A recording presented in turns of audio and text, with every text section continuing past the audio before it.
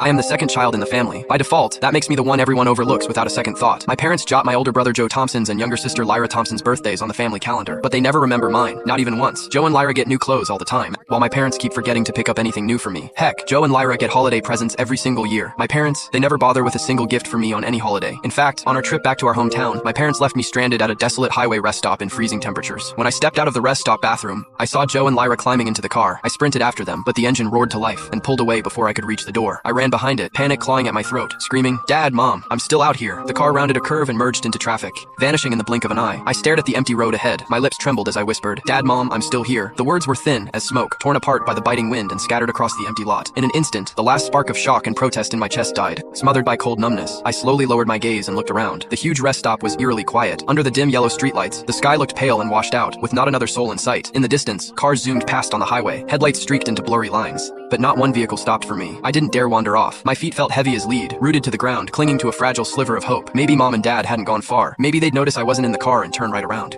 I clutched the hem of my shirt and stared at the intersection where the car had disappeared, praying over and over for that familiar white sedan to come back. The cold grew worse, seeping into my bones and freezing me from the inside out. My toes went numb, losing all feeling bit by bit. My cheeks burned red from the wind. Tears pricked my eyes, but I refused to let them fall. I knew crying wouldn't bring anyone to comfort me. Unable to stand the sharp wind any longer, I turned and shuffled back toward the bathroom. At least it blocked the wind better than the open lot. Inside the silent bathroom, only my faint breathing and the howl of the wind outside filled the space. All the hurt I'd forced myself to ignore surged like a tide, swallowing me whole. I remembered last year, when the whole family forgot my birthday. Mom didn't remember until she saw the calendar 3 days later. She tossed together a plain egg sandwich with a tiny slice of cheese, still glued to the television. "This is your birthday makeup. Eat up," she said, not even looking at me. When Joe had his birthday, the whole family went to his favorite amusement park. His custom cake had "Our Pride" written across the top in bright frosting. Lyra's party was even bigger. Her entire kindergarten class was invited, and gifts piled up like a small mountain. Growing up, Joe was praised for his smarts, called the family's future pillar. Lyra was doted on as the light of our home, and me? Danny's so quiet, he never causes trouble. That was my label, faint as a pattern on old wallpaper. There, but never really seen. I had no idea how long I sat there. The warmth in my body faded, and the cold crept back in. Just as I was about to pass out from the cold, I heard soft footsteps outside the door. My heart jolted. I forced myself awake, eyes fixed on the doorway. Was it Mom and Dad? Had they finally noticed I was gone and come back for me? The door creaked open, but the person who walked in was a stranger, in a thick puffer coat. The light in my eyes died instantly, and a bitter, self-mocking smile tugged at my lips. I'd gotten my hopes up for nothing again. The man froze when he saw me, clearly surprised. He hadn't expected to find a little boy sitting alone in a bathroom at such a remote rest stop. He scanned me from head to toe, then asked softly, "Hey kid, you here by yourself? Where are your parents?" At the word parents, my throat tightened. I fought back tears and rasped, "Sir, my parents left me here. Can I borrow your phone to call them?" Concern washed over his face. He pulled a phone from his pocket and handed it over immediately. "Go on, call them fast. It's freezing out here. Don't let yourself get sick." I took the phone. My fingers were stiff from the cold, so I fumbled the buttons and misdialed several times. Finally, I punched in the home number correctly, took a shaky breath, and hit call. The busy tone hummed in my ear, feeding my anxious hope. But when it stopped, no one answered. My hand trembled.